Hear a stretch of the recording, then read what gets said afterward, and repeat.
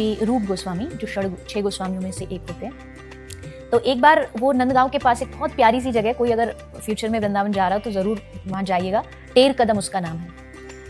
बिल्कुल ऐसे लगता है कि आप प्रॉपर वृंदावन पहुँच गए हो, पुराना जो ज़माने का वृंदावन था। तो वहाँ वो रहते थे। एक बार उनसे उनके भाई मिलने आए, सनातन गोस्वामी। तो भाई मिलने आए तो उनके मन में इच्छा हुई कि मुझे भाई को कुछ खीर मीठा बना के खिलाना। लेकिन वो थे एकदम वैरागी, ना तो कुछ अपने घर पे रखते थे, वो भिक्षा मांगते थे, रोटी मांग के लाते। मन में तो आ गया कि खीर खिलानी है, लेकिन अब कहाँ से लाएं। तो कहते हैं ना कि ब्रज में जो रहता है उसका ध्यान सबसे पहले राधा रानी रखती है। तो उनको समझ आ गया कि इनको खीर लानी है। तो राधा रानी ने एक बच्ची का, बालिका का रूप बनाया और बच्ची बनके खीर लेके आ गई बना करके। रूप गोस्वामी को दिया तो उन्होंने देखा कि कोई बच्ची आई है, पहले कभी देखा नहीं इसको गाँव में। तो पूछा, उन्होंने कहा कि बस मैं एक दूर गाँव से आई हूँ और खीर लाई। दे करके वो चली गई। तो उन्होंने अपने भाई को दी।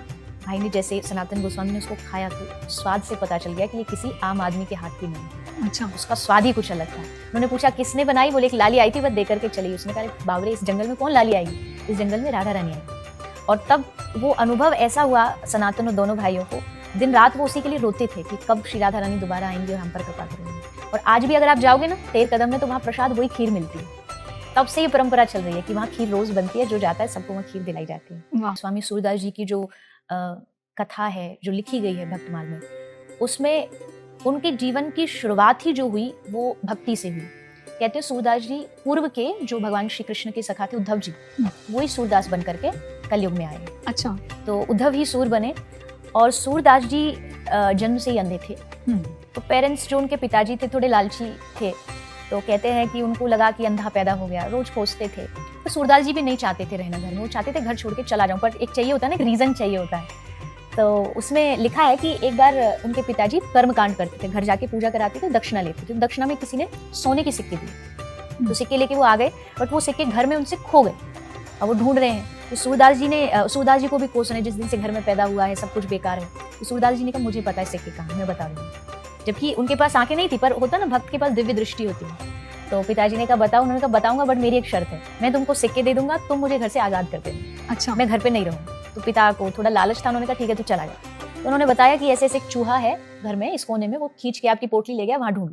तो उन्होंने ढूंढा, मिल गई। तो बड़े खुश हुए। अब उन्होंने, सूरदास जी जाने लगे कि अब मैं जा रहा हूँ। तो पिता ने थोड़ा सा, तो पिता है तो रहा ही मन में मोह, बोला रुक जा। तो सूरदास जी ने कहा रुक जाऊंगा, पर दोबारा तुम्हारे सिक्के खो जाएंगे अगर मैं रुका तो पिताजी बोले फिर तो तू चला जा।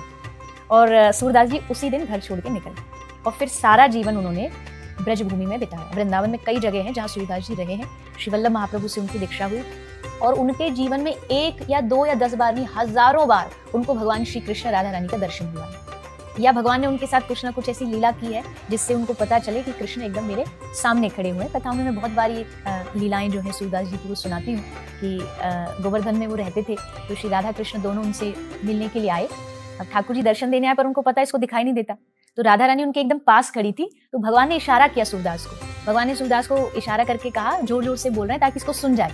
भगवान ने कहा राधा रानी को कि हे श्री जी, आपको पता नहीं, ये दिखने में ही अंधा है, बहुत चालाक है, आपका पाँव पकड़ लेगा। तो मतलब भगवान एक इशारा दे रहे कि पकड़ ले, सामने खड़ी है तेरे। तो श्री सूरदास जी फिर भी थोड़ा सा घबराए, और घबरा के उन्होंने जैसे हाथ आगे किया, श्री जी राधा रानी के चरण आए। राधा रानी पीछे हटी, तो वो तो पीछे हट गई, पर राधा रानी का एक पायल उनके हाथ में आ गया। सूरदास जी ने सोचा बस काम बन गया। क्यों? क्योंकि पायल लेने तो आना ही पड़ेगा इनको, तब पकड़ूंगा तब छोड़ूंगा नहीं। तो फिर श्री ठाकुर जी राधा रानी आए और आकर के उनको दर्शन दिया। उन्होंने उनको पायल वापस लौटाई और दर्शन देके आंखें दी। सूरदास जी को भगवान ने नेत्र दिए, आंखें आ गई, दृष्टि आ गई, देख लिया, दर्शन कर लिया। और फिर कहा कि अब तुझे क्या चाहिए? तो सूरदास जी ने कहा कि ये आंखें वापस ले, इनका जो काम था वो हो गया, अब मुझे इससे दुनिया को नहीं देखना, क्योंकि मैंने दुनिया बनाने वाला देखा।